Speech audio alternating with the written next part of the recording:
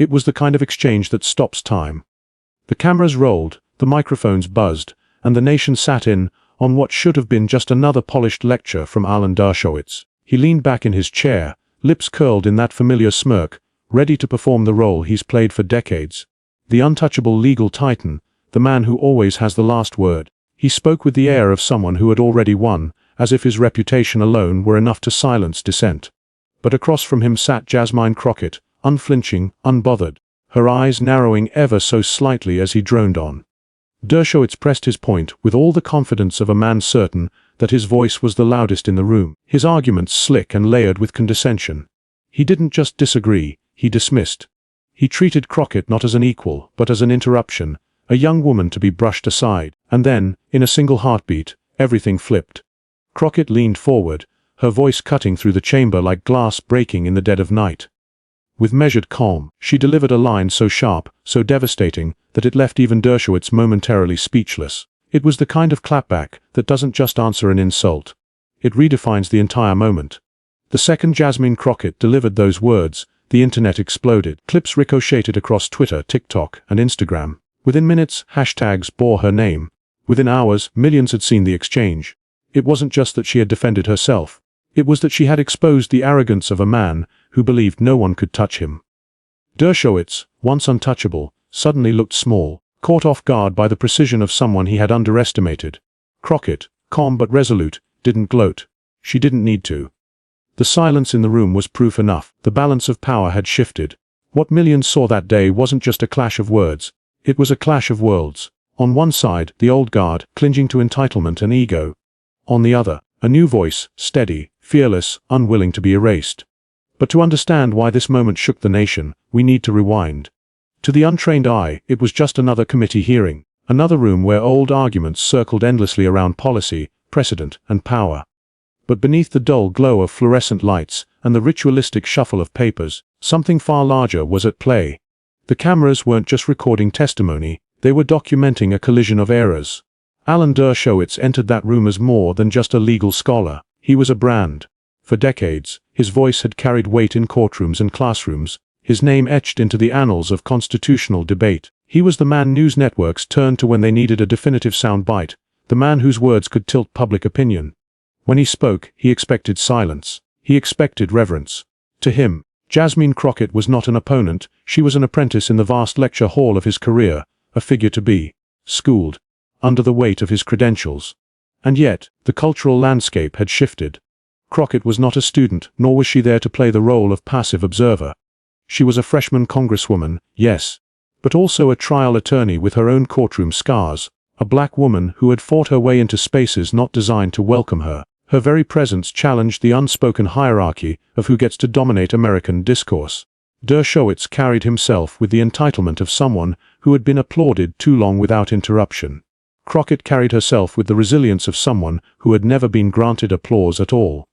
Someone who had learned to build her own stage, her own spotlight, her own authority. The imbalance was clear, a celebrated male scholar, white and seasoned, speaking down to a young black congresswoman, as if she were lucky simply to share the air he breathed. That was the subtext woven into every syllable, every dismissive shrug, every carefully sharpened word from Dershowitz's mouth. To him, this was theater in which he was the star. To her, it was yet another battlefield where she would not be allowed to falter. The stakes stretched far beyond their personal reputations. This was about visibility, about whose voices America is conditioned to respect and whose are sidelined. To the millions who would later watch the exchange, it wasn't just a hearing. It was a metaphor for a deeper struggle, the arrogance of the entrenched elite colliding with the determination of new voices refusing to be erased. Crockett didn't interrupt. She didn't flinch. She let him build his tower of words higher and higher, brick by brick, as though he were stacking them above her head. She knew what he didn't. Towers built on arrogance have no foundation. What makes moments like this matter is not just what's said in the chamber, but what they echo outside of it. For every young woman watching, for every immigrant's child told they weren't enough, for every voice dismissed in classrooms or boardrooms, this clash carried weight. Crockett represented more than herself. She represented the refusal to shrink. Dershowitz, seasoned in the art of legal combat, thought he was teaching a lesson. He didn't realize he was setting the stage for one. He didn't see the tide turning, the energy building. the invisible audience leaning forward in anticipation. What happens next would turn an ordinary hearing into a viral sensation. To understand the weight of the moment, one has to understand the man who believed himself unshakable. Alan Dershowitz was not just another attorney, he was an institution in himself. For decades, he lectured at Harvard Law, shaping the minds of America's future judges, politicians, and corporate lawyers. His name was synonymous with the art of courtroom strategy, and his presence in any debate carried the shadow of authority. He wasn't merely a participant, he was a brand, a headline, a man whose reputation preceded him. His resume reads like the script of a man addicted to the limelight. He defended celebrity clients in cases that captivated the world: Klaus von Bülow, O.J. Simpson, Jeffrey Epstein. Where there was notoriety, there was Dershowitz striding into the center ring, unapologetically positioning himself as the intellectual gladiator who could twist even the most damning of facts into clever arguments. Television networks adored him. He was the perfect talking head, sharp, quotable, and always willing to stir controversy. But with that celebrity came arrogance. Dershowitz had built a persona not just on brilliance but on the aura of being untouchable. He basked in the role of provocateur, speaking with the certainty of someone who rarely heard the word no. On TV panels, he leaned into the camera with the smugness of a man who knew producers booked him not because he was beloved, but because he guaranteed fireworks. He thrived on confrontation, and he thrived on winning. Yet the controversies shadowed him like stains that refused to wash away. His association with Epstein raised questions that never truly faded. His public defenses of unpopular figures made him appear less as a man of principle and more as a man who craved attention at any cost. His critics called him opportunistic, his admirers called him brilliant. But both sides agreed he relished the spectacle of being at the center. This was the man who sat across from Jasmine Crockett. Not just a legal scholar, but a media figure steeped in decades of power, privilege, and ego. He had been applauded in lecture halls, treated as a sage by news anchors, and given a platform so consistently that he began to see every stage as his own. To him, Crockett was a footnote, someone lucky to share space in the same conversation. It was that very entitlement that shaped his tone. When Dershowitz spoke, he didn't just debate, he dominated. He spoke over opponents, corrected them with a theatrical sigh, and dismissed them with a half-smile that suggested he had already won before the exchange even began. For him, debate wasn't about truth, it was about performance, about reaffirming his role as the intellectual heavyweight. But arrogance, like a mask worn too long, begins to show cracks. As the years went by, his television appearances began to feel less like lectures from a respected scholar, and more like the ramblings of a man clinging to relevance. His need to be right, to be heard, to be celebrated, those became the core of his identity, and that hunger made him blind. Because for all his years of experience, for all his accolades and controversies, Dershowitz could not see what was standing right in front of him, a woman whose very existence in that chamber symbolized a challenge to the hierarchies he had built his career on. A young black congresswoman, underestimated and dismissed, prepared to deliver a rebuke sharper than any courtroom defeat he had ever endured. Dershowitz believed his authority was unshakable. He believed his voice would drown hers out. He believed the cameras, as always, would orbit around him. What he didn't believe, what he couldn't imagine, was that his decades of dominance would be punctured not by another celebrity client or rival scholar, but by the clapback of a freshman lawmaker who embodied everything he had overlooked. But arrogance has one fatal flaw. It always underestimates its opponent. Before Jasmine Crockett ever walked into Congress, before her name trended across millions of screens, she was a young woman growing up in Dallas, Texas, where grit was not an option, but a necessity. The daughter of working-class parents, Crockett grew up in a world where the rules were clear, nothing would be handed to her, and every inch of progress would be earned through sweat, persistence, and an unyielding refusal to be ignored. From an early age, she learned how to fight. Not with fists, but with words, with ideas, with a fire that burned too brightly to be dimmed by circumstance. In classrooms where expectations were often set low for students who looked like her, Crockett demanded more. She wasn't content to be overlooked. She devoured books, sharpened her voice in debates, and pushed herself to the front of conversations others expected her to sit out of. Education wasn't just a path upward, it was her weapon against a system that too often sought to sideline women of color. Her decision to pursue law was not born out of a fascination with prestige but out of necessity. She saw injustice around her. Communities policed more harshly, rights trampled, lives dismissed. Where others saw imbalance as inevitable, Crockett saw a battlefield she was willing to enter. As an attorney, she didn't take the easy cases that padded resumes. She took the hard ones, the ones others avoided, the ones that put her face to face with the machinery of injustice. She stood beside those who had no voice, no wealth, no power, and she became their voice. Her sharpness was unmistakable in the courtroom.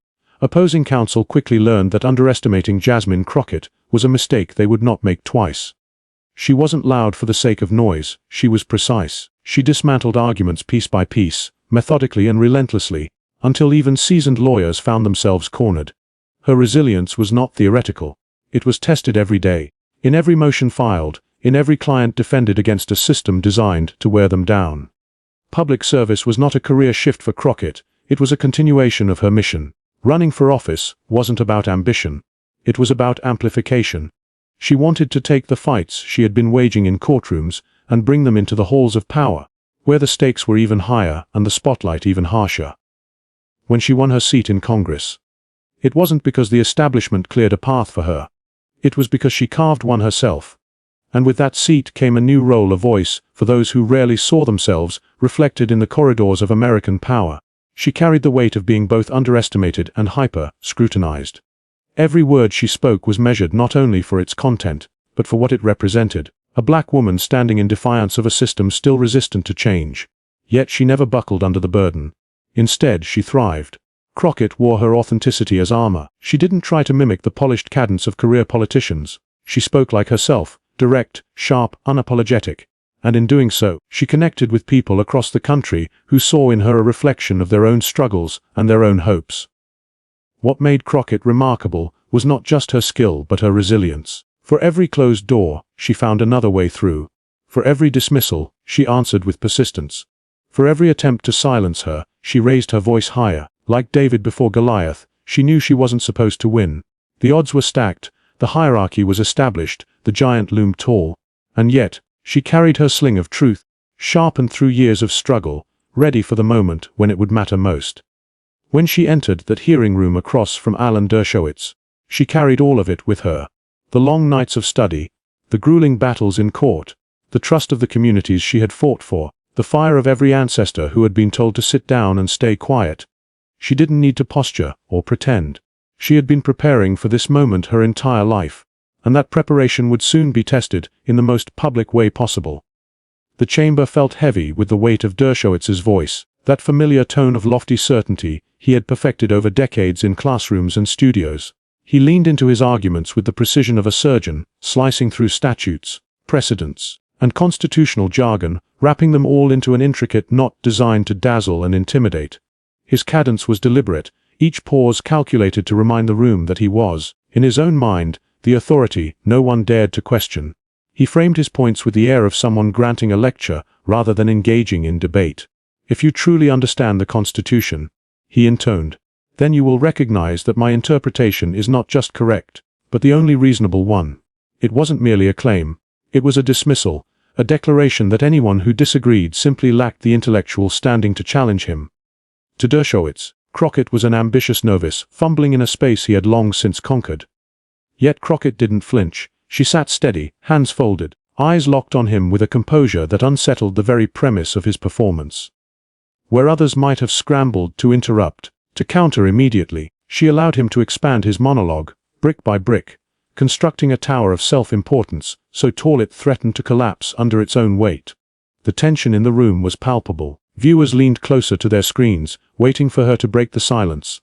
Was she intimidated, overwhelmed? No, the stillness was strategy. With every second she stayed quiet, anticipation grew sharper, suspense thickened, and the imbalance of energy began to shift. She wasn't yielding ground. She was baiting him deeper. Dershowitz pressed harder, his gestures widening, his tone dipping into condescension so sharp it bordered on mockery. "With all due respect, Congresswoman, I doubt you've had the opportunity to study constitutional law at the level required to truly appreciate these complexities." The line was meant to draw laughter, to underline the hierarchy he believed unshakable. But instead of laughter, there was silence. And in that silence, cracks appeared. The professor's confidence began to feel less like authority and more like desperation. His words grew sharper, but also less measured. The cadence slipped. The smirk wavered. What was supposed to be a show of dominance was unraveling into the spectacle of a man overplaying his hand. Crockett remained still, her patience cutting deeper than any immediate rebuttal could have. The audience could sense something was building, a quiet storm gathering behind her calm demeanor. The longer she waited, the more obvious it became that she was in control. Not him. Every hero's moment requires the villain to falter.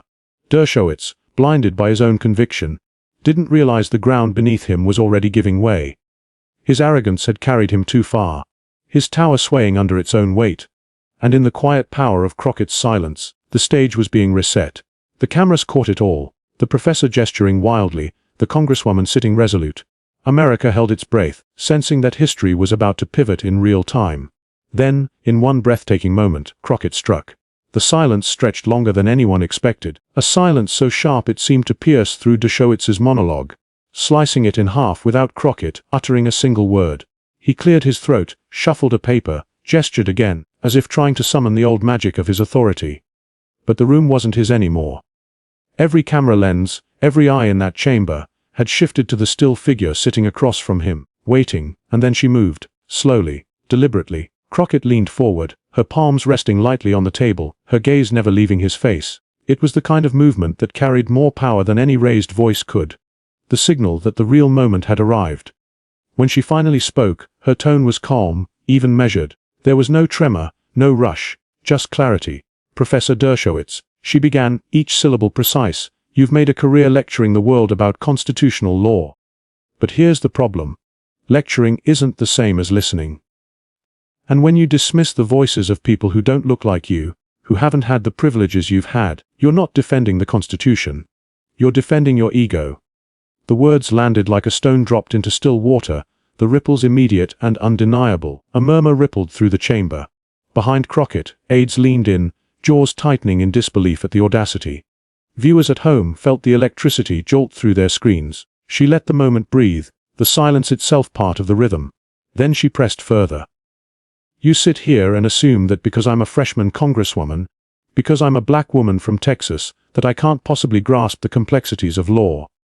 But let me tell you something. Complexity is what I live every day. Complexity is watching communities fight for rights they were promised on paper, but denied in practice. Complexity is standing in courtrooms where justice is supposed to be blind, but somehow always sees color."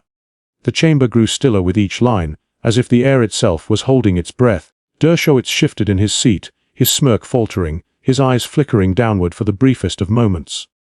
The man who built a career on appearing unshakable looked, for the first time, rattled. Crockett wasn't done. Her voice sharpened, rising not in volume but in force. "You talk about precedent. Let's talk about precedent. Precedent is women like me being told to wait our turn, to stay quiet, to be grateful for a seat in the back. Precedent is the old guard deciding who gets to be heard, and who doesn't. But precedent changes. That's what progress is.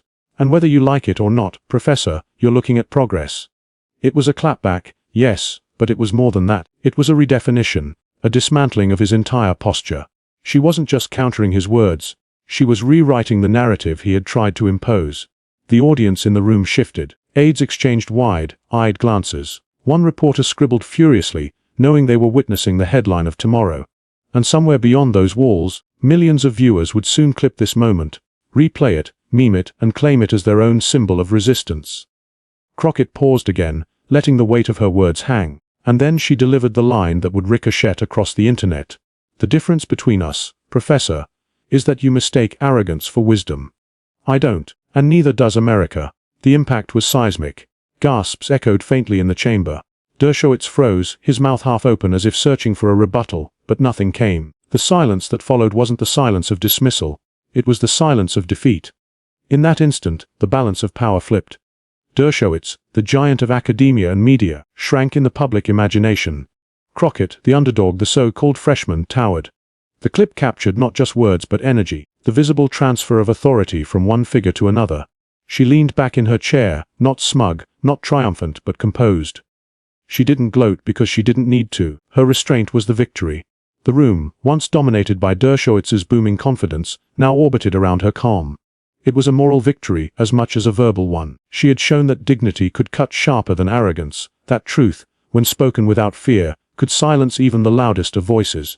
For every young woman, every person of color, every underestimated voice watching, this wasn't just Crockett's moment. It was theirs. The internet caught fire almost instantly. Phones buzzed in pockets as staffers whispered, "This is going viral." Journalists tweeted the quote before Dershowitz could gather himself. Within minutes, hashtags like Paid Crockett Clapback and Fed Dignity over Arrogance began to trend. The nation had witnessed more than an argument, it had witnessed a shift in the cultural current. And Dershowitz knew it. His silence betrayed him. The professor, who had built a lifetime of never losing the last word, had lost it. Not through shouting, not through force, but through the precise, devastating calm of someone who had been underestimated one time too many. The catharsis for the audience was overwhelming. For progressives who had long grown tired of watching arrogance go unchecked, this was vindication. For communities that had been silenced, this was a voice finally piercing through. Crockett's words weren't just hers. They belonged to everyone who had ever been dismissed. And as the clip traveled from phone to phone, screen to screen, the sense of triumph only grew. Crockett had become more than a congresswoman in that instant. She had become a symbol. But the moment didn't end in that room. It was just beginning. The clip hit the internet like a lightning strike. Within minutes, timelines lit up. On TikTok, users stitched the moment with captions like, "She said what we were all thinking," and "This is how you handle arrogance." Twitter, or X, as some insisted on calling it, exploded with hashtags for Crockett Clapback, Fed Dignity over Arrogance, and even the simple, emphatic mic drop. Every scroll revealed new edits, slow motion replays, dramatic zoom-ins, even remixes that turned her final line into a beat drop anthem.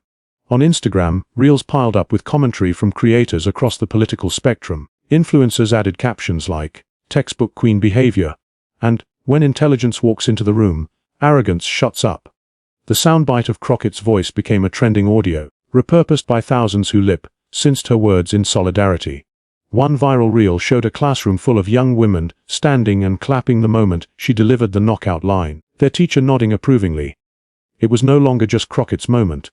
It belonged to anyone who had ever felt dismissed. Even on Facebook, often slower to trends, the clip gained momentum. Community groups shared it under headlines like, "Freshman Congresswoman silences Dershowitz in seconds," and "A new voice rises in Washington." Comment sections filled with people tagging friends and family. "Watch this. She's the real deal." The memes came fast, each one sharper than the last. Side-by-side shots of Dershowitz's smug grin dissolving into silence spread like wildfire. GFs of Crockett leaning forward became shorthand for, "Enough is enough." One viral edit paired her words with the Mortal Kombat phrase, "Finish him." Another framed her clapback over a WWE announcer's voice, and the crowd goes wild. Humor made the sting even sweeter for her supporters. It wasn't just a victory, it was entertainment. News pundits couldn't resist. That night, panels across SNBC, CNN, and even late-night shows replayed the exchange on loop. Some anchors struggled to hide their grins as they recapped the moment. One commentator described it as a rare instance where power shifted in real time, not with votes or policy, but with truth. Even political rivals who rarely agreed with Crockett admitted, grudgingly, that she had delivered a masterclass in composure. Fox News, meanwhile, scrambled to downplay it. Hosts accused her of grandstanding, claiming Dershowitz had been taken out of context. But the internet wasn't buying it. The clip had already reached millions before any spin could take hold. The narrative belonged to the people now. Crockett herself became a trending name across platforms. Teenagers posted reaction videos calling her the role model we needed. College students declared they wanted to go to law school after hearing her. Even celebrities joined in. An actress tweeted, "This woman is the definition of grace under fire," while a Grammy-winning musician posted, "Protect Jasmine Crockett at all costs." And Dershowitz, he became a punchline. The man who had once relished being called to TV studios as the voice of reason was suddenly the subject of mockery. Twitter nicknamed him Professor Silence. TikTok teens mimicked his stammering, cutting it against Crockett's calm delivery. The shift was brutal and swift. The once untouchable figure reduced to an internet meme, his gravitas punctured in less than a minute.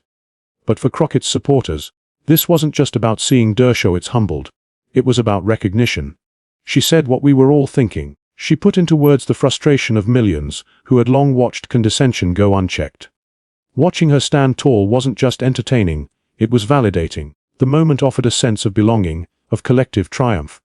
Clips of community watch parties surfaced, living rooms full of families cheering, student groups erupting in applause, elders smiling with pride.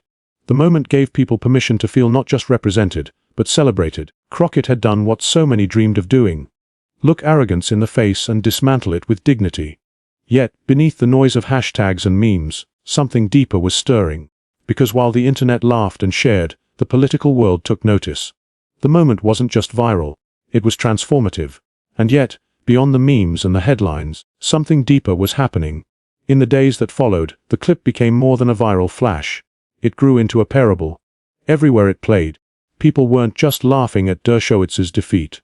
They were reflecting on something deeper. Crockett's words carried a resonance that outlived the moment, because they crystallized a truth that has echoed across generations: dignity triumphs over arrogance, and truth cuts sharper than bluster. It wasn't simply a congresswoman versus a celebrity lawyer. It was a story as old as America itself, the underestimated voice rising to meet the overinflated ego. The scene replayed like a morality play. On one side, power cloaked in self-importance, convinced that pedigree and reputation guaranteed dominance. On the other, a young, unshaken representative who embodied the voices often overlooked: women, people of color, everyday citizens who have had to fight twice as hard to be heard. And when Crockett spoke, it wasn't just for herself. It was for every teacher who had been interrupted, every worker dismissed, every activist told they didn't know enough to speak up. Her clapback was a mirror, showing that the courage to hold the line with dignity is the most potent weapon against arrogance. Commentators began framing the moment as a symbol of America's larger struggle. This was more than political theater. It was a reminder of what democracy is supposed to be: not a contest of resumes, but a contest of ideas. Not the loudest voice winning, but the truest one. Crockett embodied that principle in real time. Her composure under fire, her clarity when chaos was expected. Those were the tools of service, not self-interest. The lesson resonated because it spoke to a universal hunger. In an age where arrogance too often masquerades as authority, people long to see humility and courage take the stage. Crockett showed that dignity is not weakness. It's strength refined by struggle. That truth does not need theatrics, it shines on its own. And in that hearing room, the light was blinding. For many, the moment reawakened pride in what public service can look like when it's rooted in conviction rather than ego. It reminded Americans, immigrants, dreamers, workers, and believers, that the fight for equality is not abstract. It happens in rooms like that hearing. It happens when someone stands tall and says what others are too afraid to utter. Crockett's victory wasn't scored in points or policy papers. It was moral.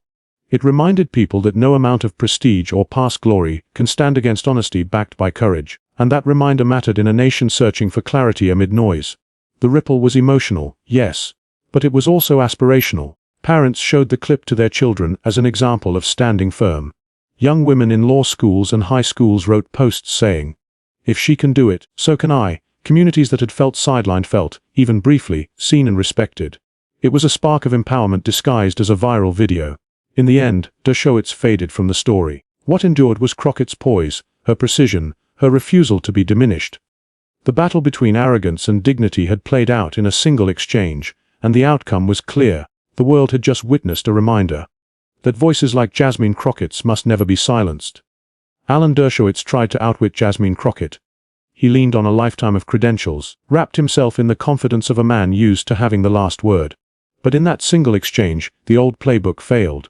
The smugness cracked. The arrogance collapsed, and what stood tall in its place was dignity, unapologetic, fearless, undeniable. That's why this moment matters.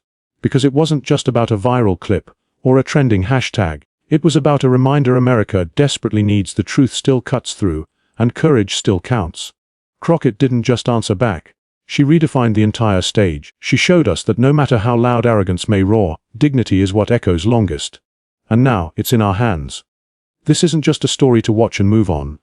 It's a story to carry, to amplify, to claim as proof that voices like Jasmine Crockett's cannot and will not be drowned out.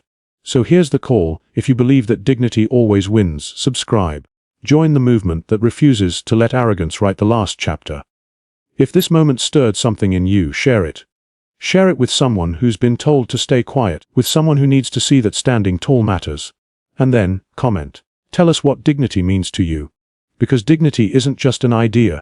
It's a force we live by, and it grows stronger every time we give it voice. Alan Dershowitz tried to outwit Jasmine Crockett. Instead, he reminded the world of something unforgettable: arrogance may flash, but dignity lasts forever.